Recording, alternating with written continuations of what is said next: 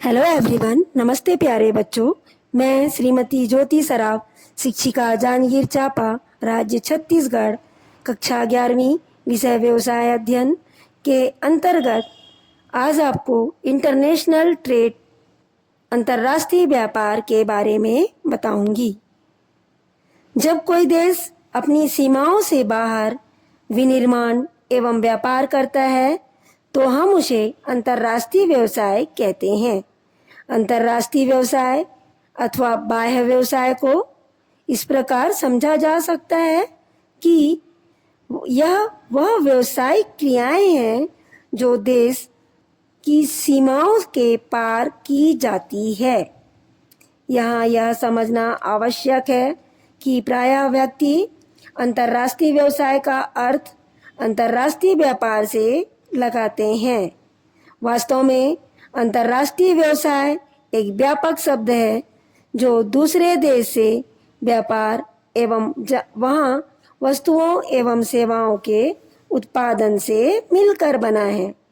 इसमें निर्यातित वस्तुओं का मूल्य प्राप्त करने के लिए एवं आयातित वस्तुओं का मूल्य चुकाने के लिए, अर्थात जब हम दूसरे देश को वस्तुएं बेचते हैं या दूसरे देश से वस्तुएं खरीदते हैं, तब भुगतान प्राप्त करने या चुकाने के लिए विदेशी मुद्रा, जैसे विदेशी विनिमय, जिसे विदेशी विनिमय कहा जाता है, का प्रयोग करते हैं।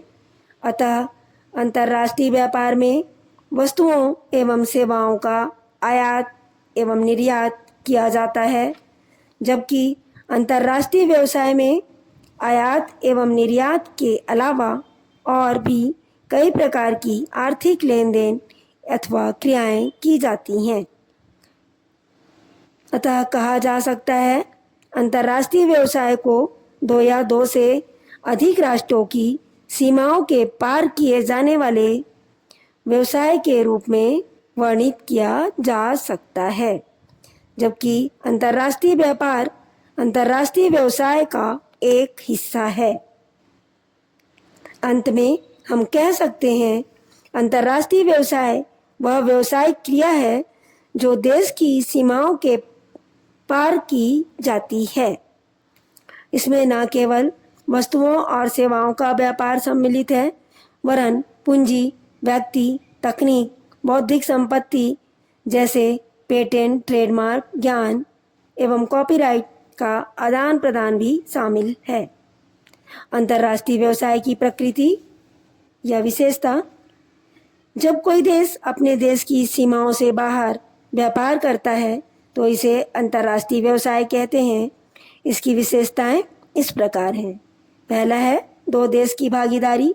अंतर्राष्ट्रीय व्यवसाय के लिए दो देश की आवश्यकता होती है, अर्थात अंतर्राष्ट्रीय व्यवसाय तभी संभव है जब दो देश आपस में व्यवहार करने के इच्छुक हों। दूसरा, विदेशी मुद्रा की व्यवस्था। प्रत्येक देश की अपनी करेंसी होती है, मुद्रा होती है, अतः विदेशी मुद्रा की व्यवस्था करना इसका प्रमुख समस्या रहता है। बिना विदेशी मुद्रा की व्यवस्था के यह संभव नहीं है।